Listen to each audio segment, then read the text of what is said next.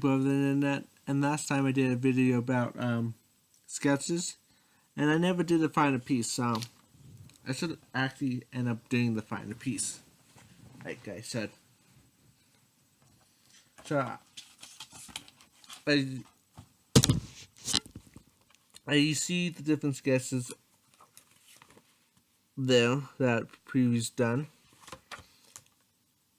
So I'm just gonna see if I can discuss this out in real page and have this completed.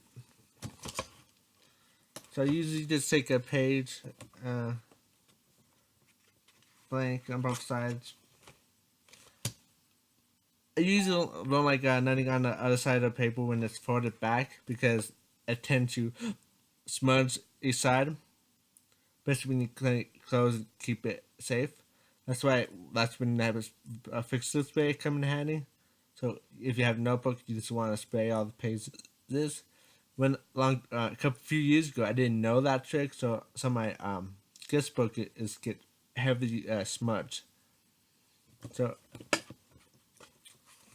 I like to use things I used to have done in the past as reference or sketches as a reference.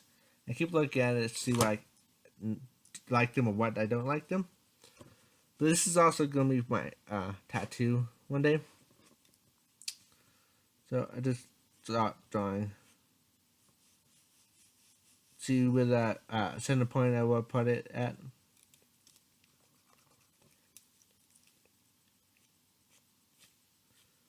And I kind of envision this to be on my spine.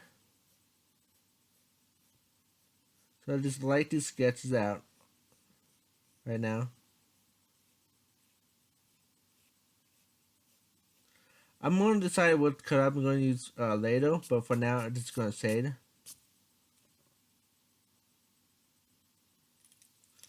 And if I don't like something, I just erase it and put something else.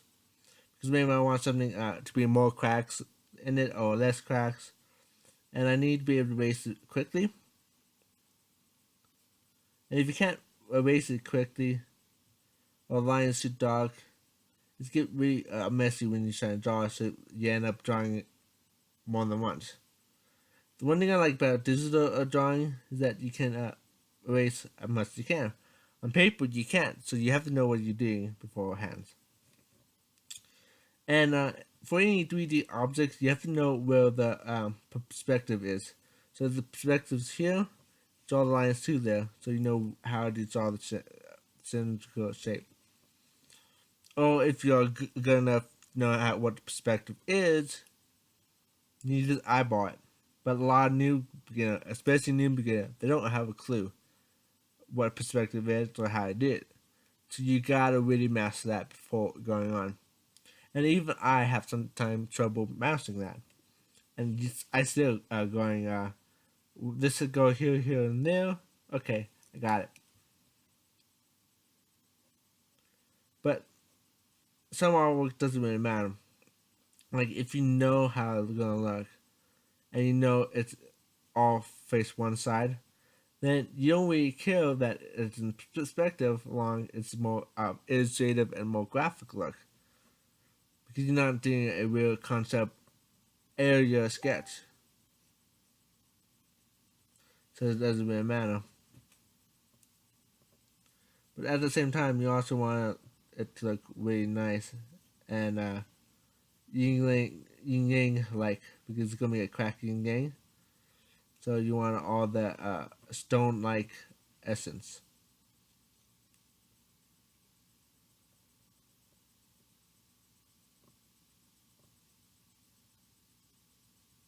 And if you know where some lines are gonna go, you can darken them. But if you don't darken them. And you can see the sketch so far.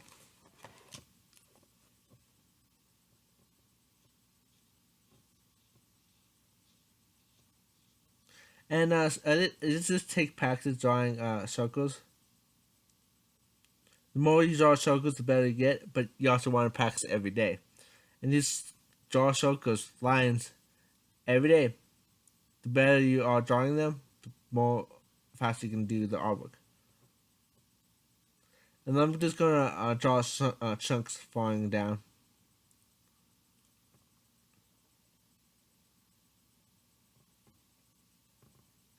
And I can darken them like no problem because I know it's just gonna be chunks. And I'm not really caring how they look as much as that yin yang shape is gonna look. So as long as the yin yang shape is good, that's all I care about. Although the yin yang has to be in 3D too. I mean the chunks pieces. So you gotta make sure it align with the shapes shape up the top as well. I'm not going to add quite a few of those, going down and narrowing it off because I'm envisioning it to be cracked and also falling into like a line down. So I want to narrow the line to make it more line-like. It's implied there's a line there, even though they're not technically a line. It's implied.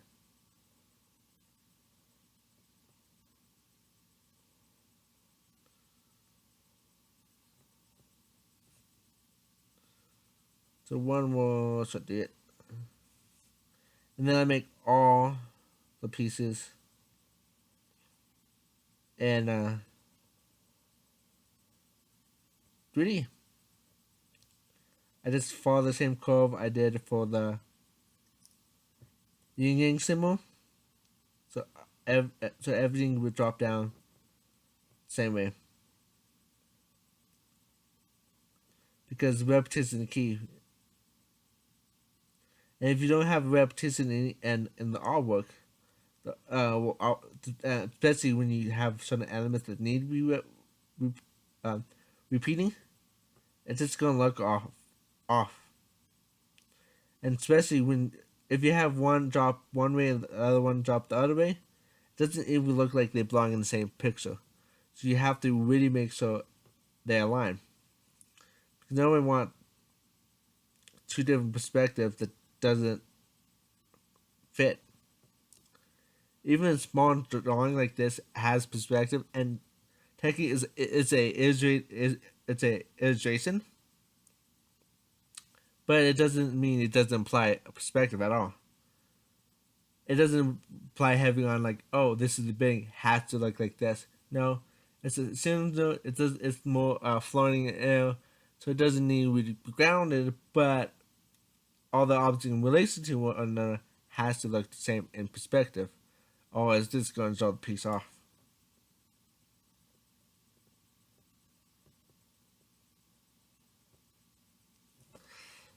As you can see, closer up, everything is falling in place the same way.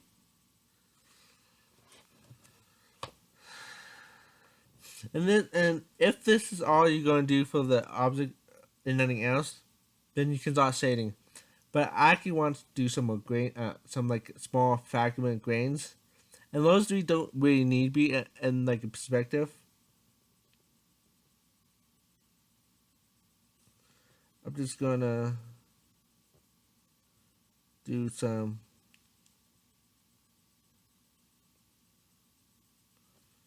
flying debris.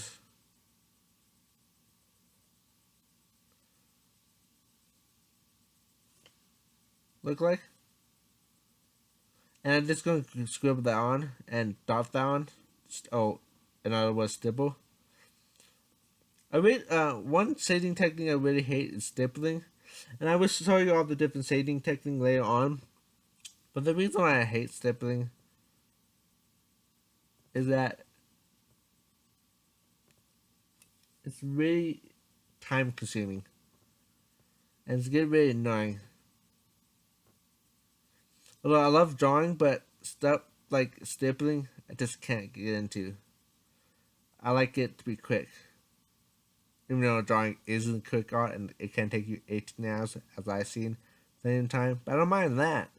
Just some things I can't get into.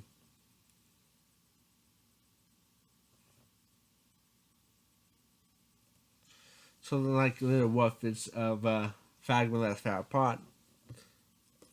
And you can see closer because I think it's hard to see because it's not dark. Yeah, so you can see what it looks like. And then I'm going to add shading. And I realized that I have to know with light starting. And I think I'm going to put a light here. And I would like to mark it in a corner so I know where the light is so everything will cast that direction. And I'm just going to start shading.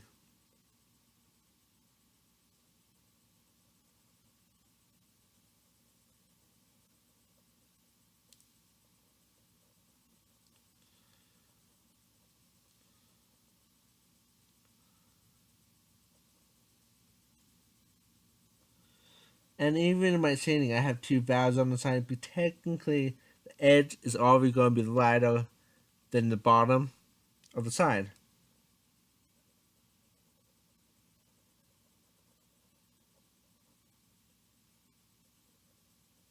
Because if you ever look at a cube in a light, you always see an edge on the darker side, little lighter, because that's where the light is coming off. But it's still enough on there to see it.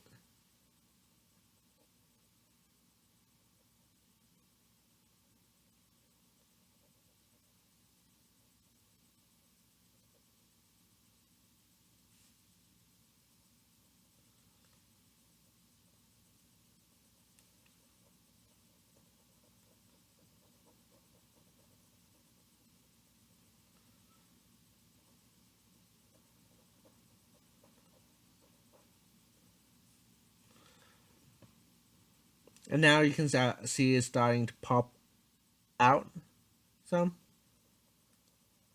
Make it look like a rock and debris had fallen off the Ying.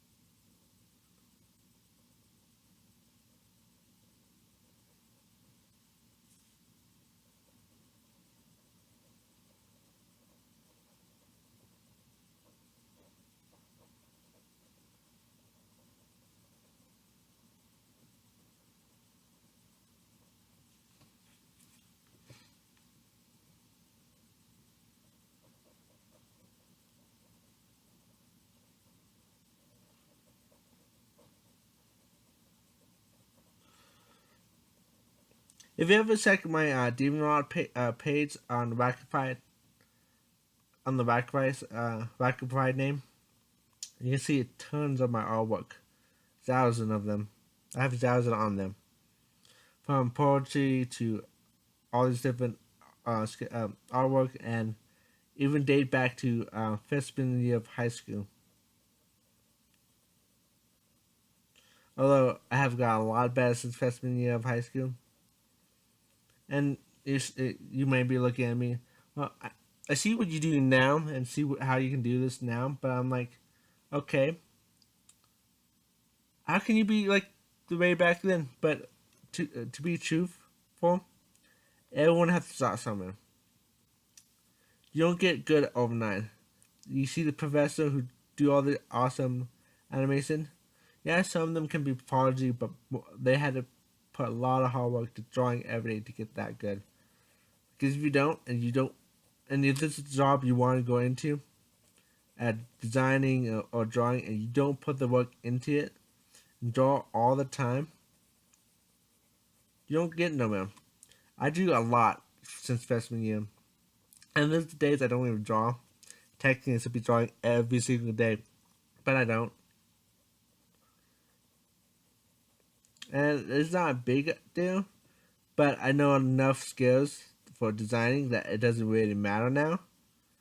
But if you really want to rank up past what you are now and really get into the high studio and the high stuff, you got to draw every day.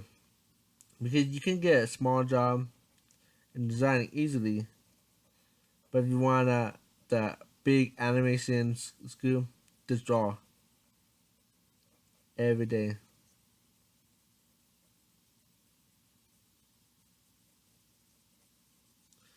And just in case you actually went to dark, you can always erase the shading. I recommend an electric eraser if the line's too hard because it's work better than any eraser or vinyl eraser. But I really do recommend electric eraser.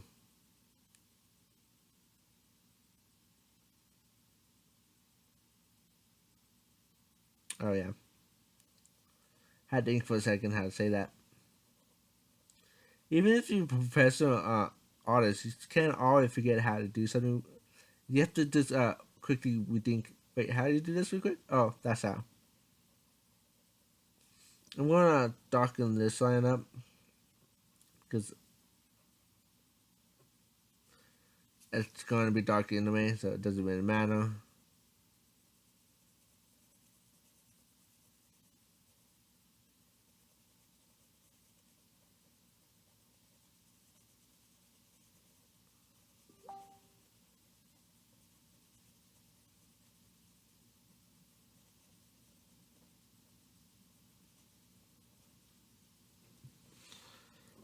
And that has been all the sides so far. So as you can see, closer up where it is now. And if you see the circles in here, I go make a little indented. And anything indented in something, especially a cylinder, you have to do the shading opposite of each other because the wall is like a wall blocking the light, casting its light, and the other wall can actually see the light now. So it's like the inverse wall. So you always want to say the opposite in indentations because whatever blocking the sun can't be seen by the sun. That's the way you look at it. And if it's shining on it, then you can see it. A lot of people mess that up, especially when they first start shading, because they realize, well, because the edge is shaded like this, can I say that indentation like that? But in reality, if you look at a real object, it doesn't say like that. It doesn't cast a shadow like that. And that's what messes people up because they don't look at the technical of it. And even going more technical about it, um, the farther away from a light source, the darker it's going to get. So technically, I suppose to make this really dark and this is light up here. But I don't really care about that. But if you really want to go more technical about it, that's kind of how you want to do it.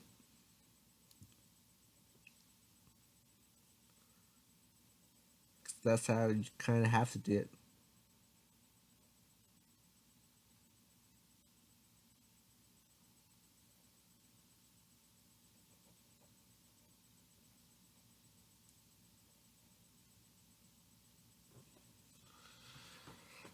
And now, I could stop here and say I'm done, or I could add a detail or darken up lines.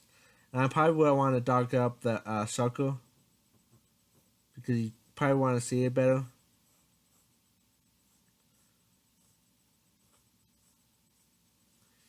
And if I want to add colors, I could.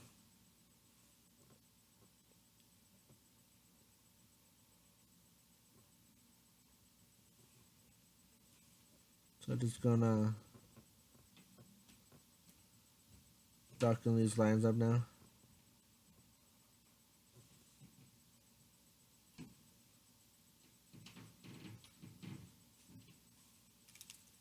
And erase anything that doesn't need to be there anymore. Because sometimes the lines can be messy. And you want to erase the messiness as well.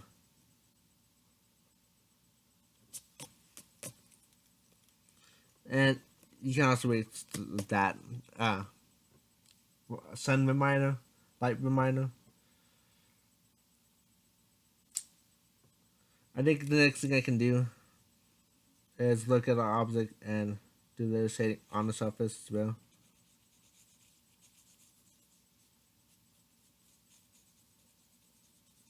Because technically,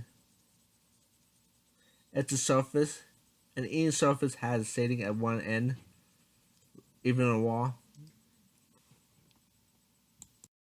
So if you really pay attention to how light shine on the wall, you can look at one side of the wall, you see a shadow. The other side of the wall, you don't, and you'd be like, "Well, is this one side? Why does that have shadow?" When in reality, everything light corresponds to, even a flat surface, even this flat surface has shadow. It has shadow right here, right exactly light right here. And a lot of people don't really realize that, so they don't really do it in drawings. So it's come out more continuous or not as realistic as it can be. And they forget that. But once you learn how to see shadows, like really how to see shadows, then you got it. The next thing you want to do after you learn how to do that is to look at atmosphere shadows, because that is actually a whole nother level. Even I get messed up in sometime. Like, how do you say the space? But you just say space the same way you say anything else, but you realize, well, you get lost in space, so you forget how to act shadow sometimes. And even water gets tricky to shadows. Technically, you can smudge to shade something in, but it doesn't really look good smudge. And the second problem about smudging shade is that it can make it the drawing board messy as well. And the thing is, as my last video stated, that you want to keep the drawing board as less messy as you can. Like put a piece of paper on there or something, so it doesn't come out all messy. The second thing is, I don't remember the second thing.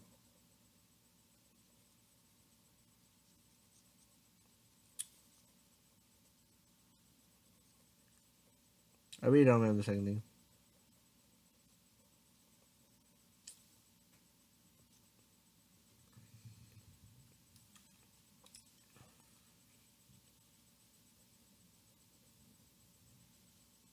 Oh yeah, I remember the second thing now. So when you are smudging, it's if the artwork requires smudging and actually look good as smudging kind of technique, some artists just use smudging as their part of the technique they own and can then actually put it off. And if you're one of the people who can put off smudge look drawing and they look amazing, then go for it, because you actually make it work. But nine time out of the 10, you don't want that. But the one time, the 1% of the time you do is when it's those style and you overuse it, and actually people actually see it as really good. Or the artwork, you just feel like more abstract kind of artwork style, or it just needed for that Simon. But usually you just want to build upon the shadow, because that's the best way to do it. Just build upon the shadows and you come on.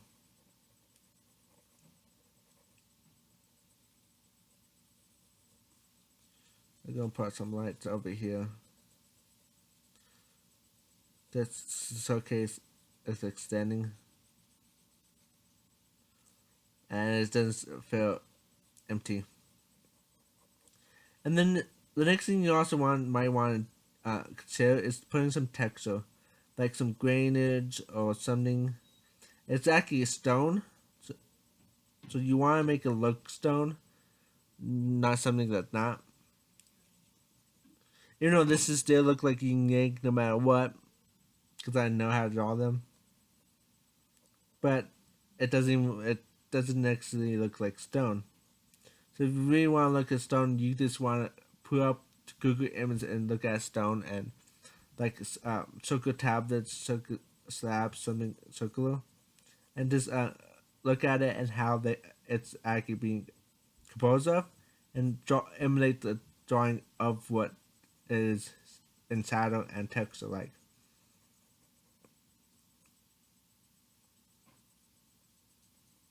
And I also do the fragment broken part pieces as well. Gonna say them in as well.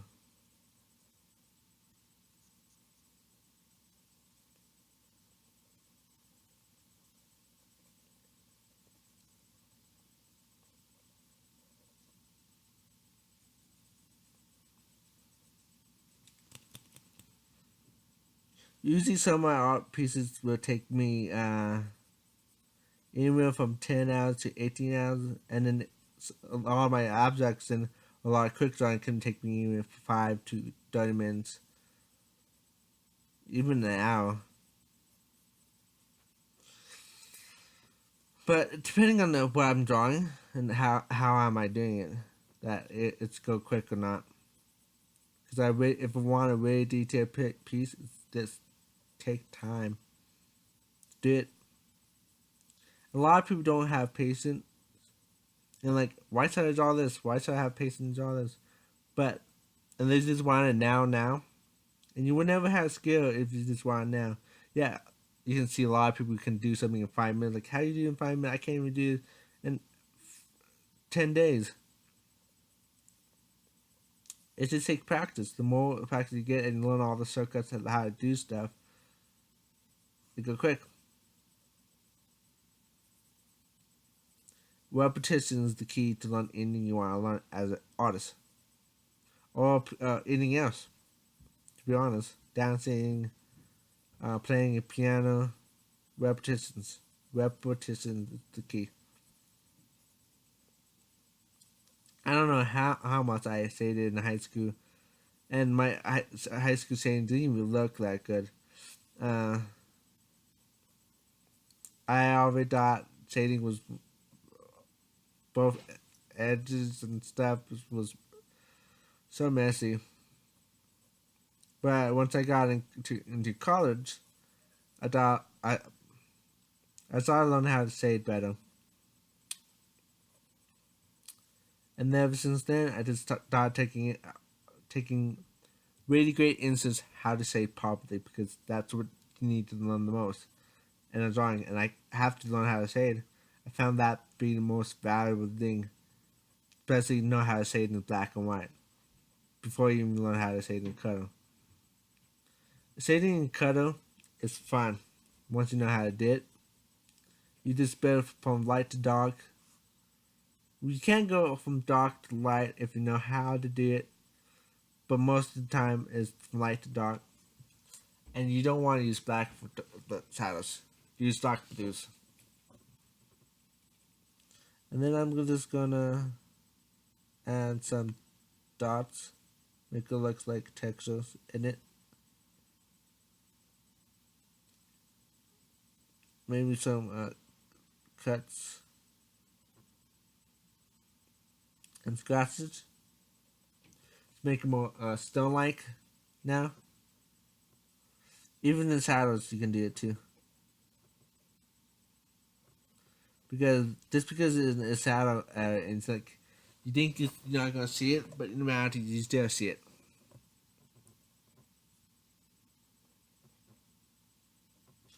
So just keep shading it in. Texturing it up. Even the small chunks pieces too. They have it. Just because it's broken doesn't mean they don't have texture.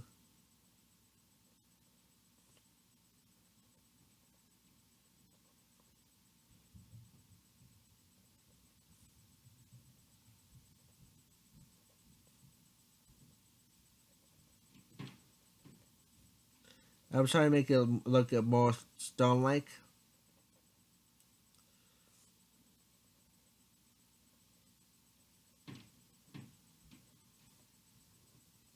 And there you have it. That's a yin yang crack yin yang symbol. Bleed it in the flesh. If you like this video and you want to see more of my drawings or anything of how to do anything, Please like, share, and subscribe. It has been Balance Alchemy signing out. Bye.